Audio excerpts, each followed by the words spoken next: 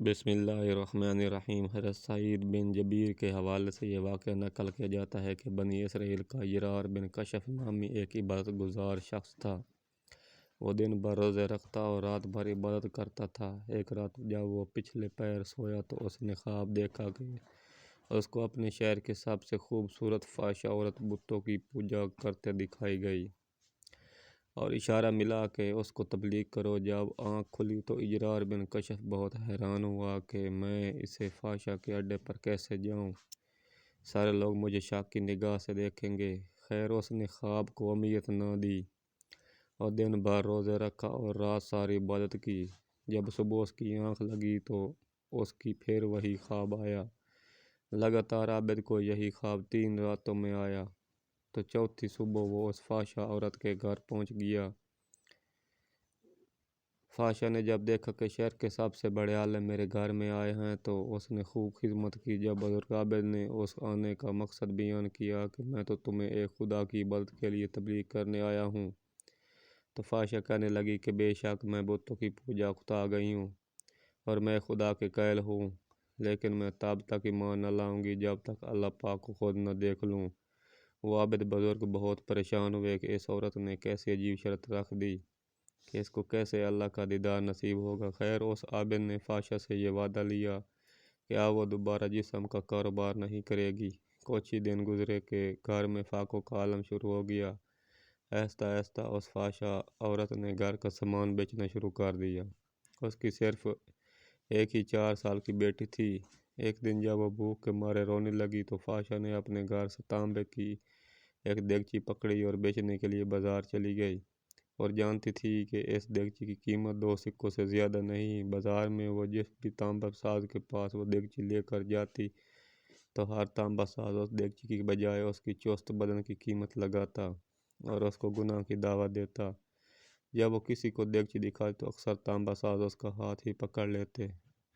وہ بار بار لوگوں کو بتاتی کہ وہ توبہ کر چکی ہے، اب یہ کام نہیں کروں گی۔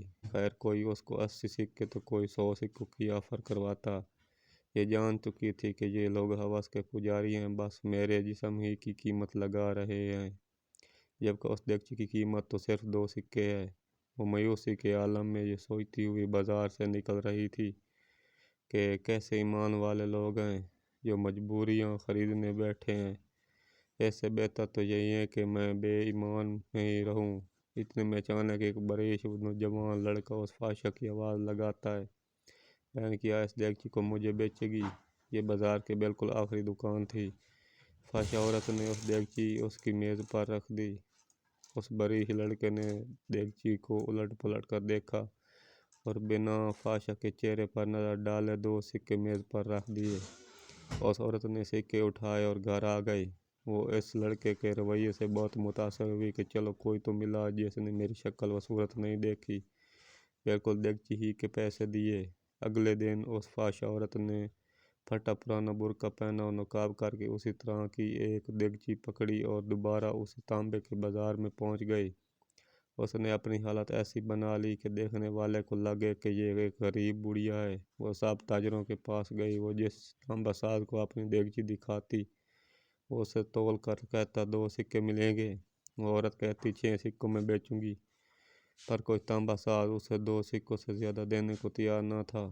وہ بہت حیران ہوتی کہ یہی لوگ کل اسی دیگچی کو 80 سے 100 سکوں میں خریدنے کے لیے تیار تھے اور آج جب میں کہہ رہی ہوں تو میں ایک غریب اور میری بیٹی بیمار ہے تو کوئی مجھے اس دیگچی کے بدلے 6 سکے دینے کو تیار نہیں۔ اس کا مطلب کہ یہ لوگ اللہ کی بیچاری تو نہیں، یہ تو ہوس پرست ہیں اور خوبصورت جسموں کے پجاری ہیں۔ خیر آخر میں اس بریش خوبصورت لڑکے کی دکان پر پہنچی جس نے کل اس طرح کی دیگچی 2 سکوں میں خریدی تھی۔ وہ نوجوان اپنے کام میں مصروف تھا۔ غریب بڑھاپے بیس میں اس فحشہ عورت نے کہا میں یہ برتن بیچنے کے لیے لائی ہوں اور میں اسے 6 سکوں میں بیچوں گی، کیا 6 سکے دیں گے؟ تانبا ساز نے پوچھا 6 سکوں میں کیوں؟ اس عورت نے بات بناتے ہوئے کہا میری بیٹی بیمار ہے، ڈاکٹر نے اس کے نسخے لکھا ہے جس کی قیمت 6 سکے ہے۔ تانبا ساز نے دیگچی لے کر کہا ماں یہ دیگچی بہت عمدہ اور نہایت قیمتی ہے۔ اگر آپ بیچنا چاہتی ہیں تو میں اسے 80 سکوں میں خریدوں گا۔ برقع میں لپٹی بوڑھی عورت کا روپ دھارے اس فحاشہ نے کہا، کیا تم میرا مذاق اڑا رہے ہو؟ تانبا والا نے کہا، ہرگز نہیں، میں واقعی اس دیگچی کے 80 سکے دوں گا۔ یہ کہہ کر اس نے برتن لیا اور بوڑھی عورت کے ہاتھ میں 80 سکے رکھ دیے۔ بوڑھی عورت جب حیران ہوئی، دعا دیتی ہوئی جلدی اپنے گھر کی طرف چل پڑی۔ الجرار بن کشف، جنہوں نے اس فحاشہ کو ایمان لانے کو کہا تھا اور اس عورت نے یہ شرط رکھی تھی، جب تک میں اللہ کو نہ دیکھ لوں میں ایمان نہ لاؤں گی۔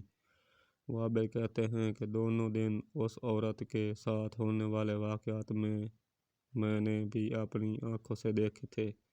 اتفاق سے دونوں دن اسی بازار میں تھا جب وہ عورت 80 سکے اس نوجوان تانبا ساز سے لے کر چلی گئی۔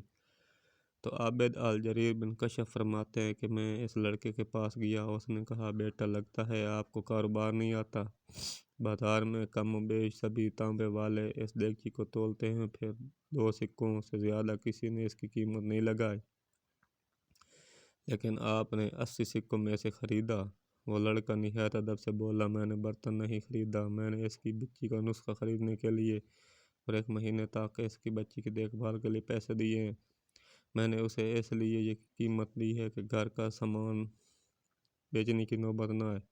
عابد کہتا ہے کہ سوچ میں پڑ گیا۔ فتح الباری کی حدیث 6502 ہے کہ جس کو امام بخاری، امام احمد بن حنبل نے بھی روایت کیا۔ اللہ پاک فرماتا ہے، جس نے میرے لیے ولی کو تکلیف دی، میرا اس کے خلاف اعلان جنگ ہے، اور میرا بندہ کسی چیز کے ساتھ میرا قریب حاصل کرنے کی کوشش کرتا ہے تو مجھے اس سے بھی زیادہ پسند ہے جو میں نے اس پر فرض کیا۔ میرا بندہ جب نفل کے ساتھ میرا قرب حاصل کرتا ہے تو میں اس سے محبت کرنے لگتا ہوں، اور جب میں اس سے محبت کرنے لگوں تو اس کا کان بن جاتا ہوں جس سے وہ سنتا ہے، اور میں اس کا آنکھ بن جاتا ہوں جس سے وہ دیکھتا ہے، اور اس کا ہاتھ بن جاتا ہوں جس سے وہ پکڑتا ہے، اس کا قدم بن جاتا ہوں جس سے وہ چلتا ہے، اور جب وہ مجھ سے مانگتا ہے تو میں اسے دیتا ہوں، اور جب وہ بخشش طلب کرتا ہے تو میں اسے بخشش دیتا ہوں، اور جب میری پناہ میں آنا چاہتا ہے تو میں اسے پناہ دیتا ہوں۔ دوستوں، اپنے آس پاس نظر رکھیے، غریبوں کی مدد کرے، بوڑھوں کا سہارا بنے، خاص کر بیوہ اور تو یتیم لڑکیوں کو دل کھول کر مالی امداد کیا کرے تاکہ وہ کہیں جسم بیچنے جیسے مکروہ کاموں میں نہ گھس جائیں۔ بے شک مجبوری انسان کو برائی کی طرف لے جاتی ہے۔ آئیے آج سے ہی عہد کرتے ہیں کہ ہم صدقہ خیرات کو اپنی زندگی کا ایک خاص مقصد بنا لیں۔ اللہ پاک اس ویڈیو کو تمام سننے والوں کے گناہ معاف فرما اور بروز قیامت ہمارے حساب میں نرمی فرما۔ اے اللہ پاک، ہماری زندگی کو ہر قسم کی حسد اور شر